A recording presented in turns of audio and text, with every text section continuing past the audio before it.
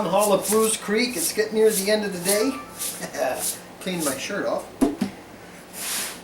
We're going to show a trick here on how to put a back strip into a guitar, even when it's together.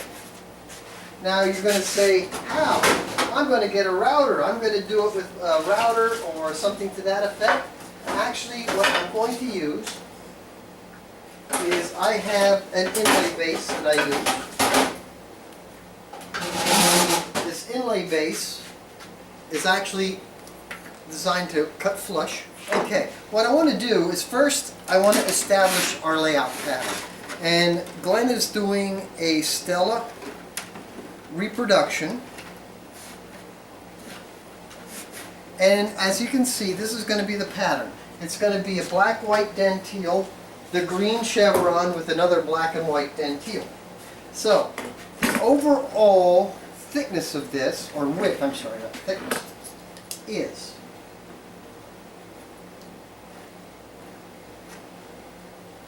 300 thousandths. Now that's not 3/8 of an inch. That is just a hair over a quarter. So, at 300 thousandths, I need to make a very, very finite point. Now, my favorite pencil for this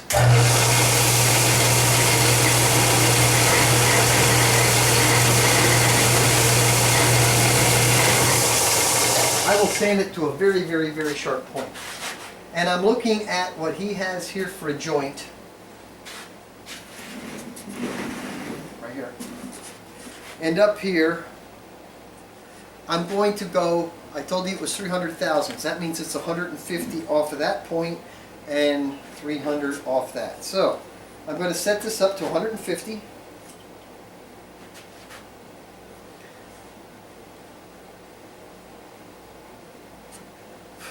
And that mark is the outside of my line, okay? So, you can see, mark here, there is his basic center line on the guitar. Alright?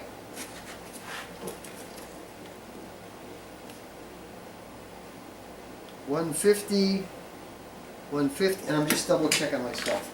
Now, my little cutters here, I can set this up to be the exact depth of his purfling strip. So you can see that. So I'm right there. I don't have to change this at all. So what do I need? I need 2 clamps and a flexible straight edge.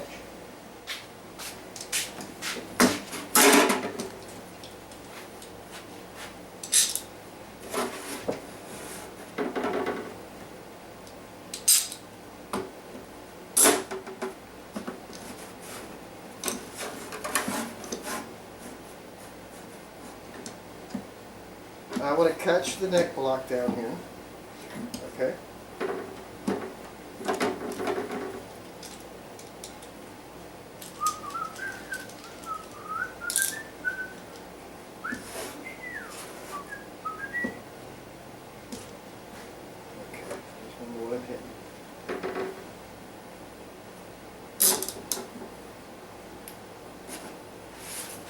All right.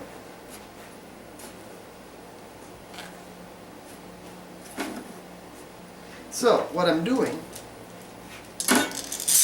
is I know where the neck and tail block is, and that's what I'm actually running this clamp onto. All right, and I can see my pencil line. You may not be able to see it as well as I can. This is the center line right here. Here's my pencil mark, which was the outside of the line. I have this just snugged a little bit. There we go.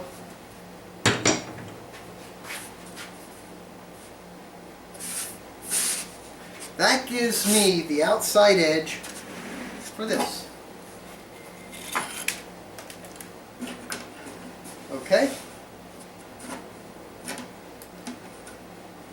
So now we know where that's going to go.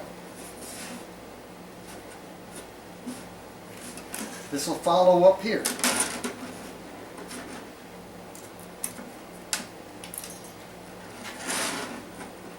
And then this will follow up here. Now the neat part about this is pretty much easy. This is not that complicated of a setup. What I am going to do here, I do have to move this over a little bit because I'm getting a bit of a bow in here and I don't want that. So I'm moving that in, catching more of my neck block down here. Perfect. So now you can see I have a little bit of bow's okay. I can handle a little bit of bow. I can't handle a lot. So we've had this discussion before about a route cut and a climb cut. You're going to see me work slowly doing what is a climb cut here. Then I will come back and do a little bit of a route. And all I'm going to do is set up this one line right here. So I didn't need enough carrots when I was young. So I'm going to start the ends, both of the ends first. So now we're going to cut the first line. Like I said, route cut, climb cut. If I do a route cut, all right, and I'm going up there, the force is going to push me against this. So I'm going to do a climb cut and come back. That way when I do the route cut up, that's going to clean me on that side. I'm not going to be very aggressive with this. It's going to be a simple cut. I will do the ends first, only that way I don't have to worry about tear out so much. And even though it's a route cut here, it's only 1/4 of an inch.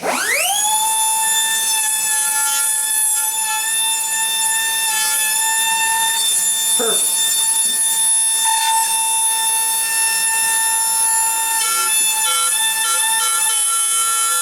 Not perfect. What I'm having is I just realized this handle is in the handle and the clamp is in the road.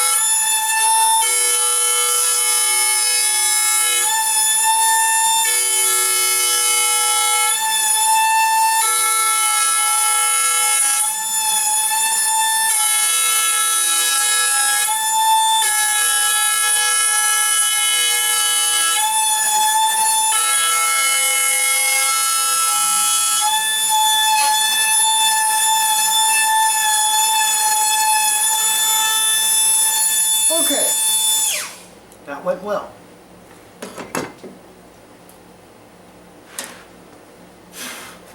Now, I have 300 thousandths wide cut that I got to make.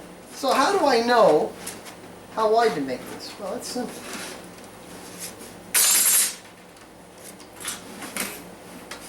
I can do 300 thousandths stacking them, which I will do in a second. Now I know we wanted 300 thousandths, so I can set 300 right here. All right?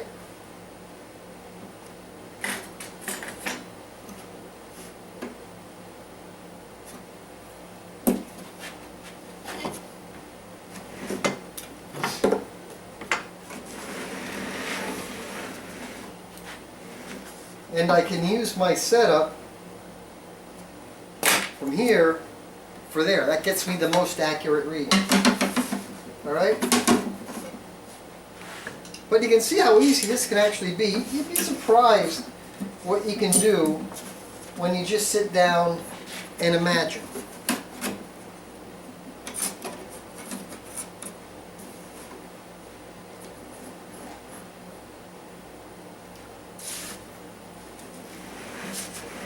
Now, how can I make this fit perfect?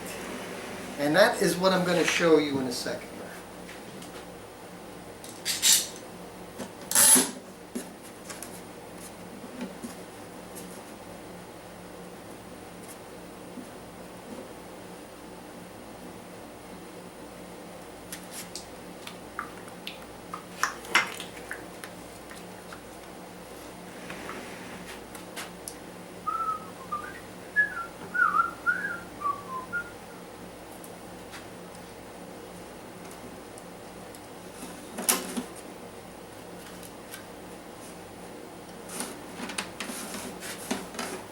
You hear that rubbing all the way up? That's exactly what you want to hear. That is, it's in there. It's not tight, but it's what I'm calling friendly friction. I can feel that it is against something. All right? So that tells me this is good.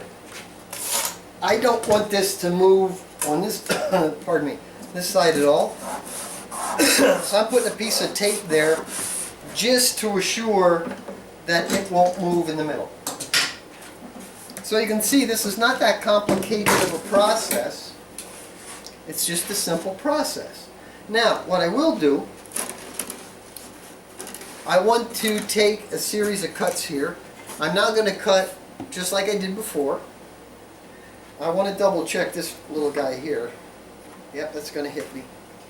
That's another reason why I put the tape there. I knew that was going to be a pain. There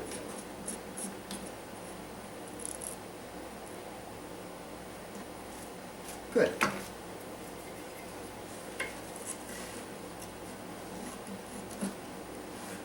Yep, I'm going to miss it. Not by much, but I'm going to miss it.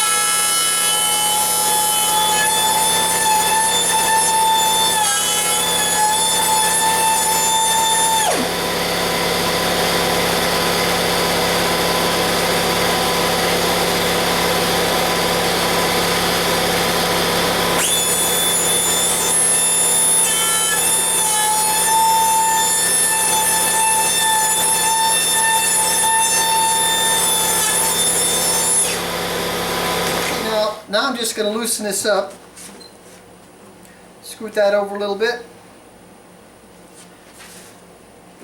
That way I have control of my cutter.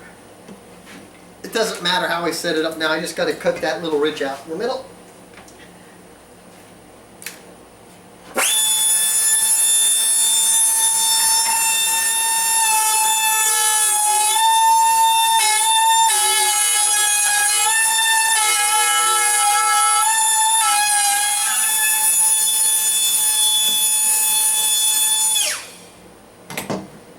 Okay, that was easy.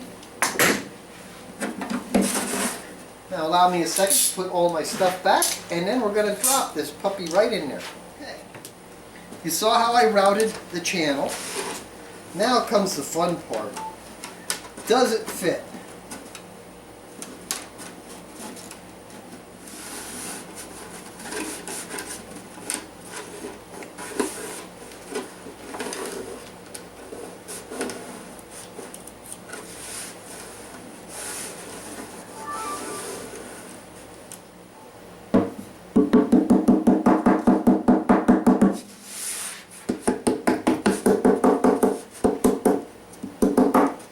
Okay, that's tight yet.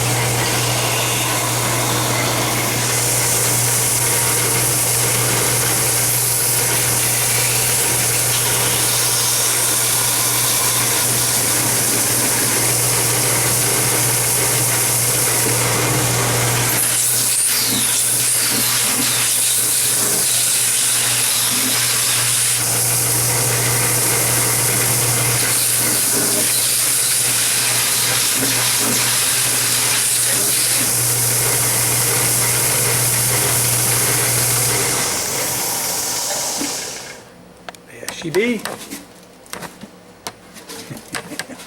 There you go.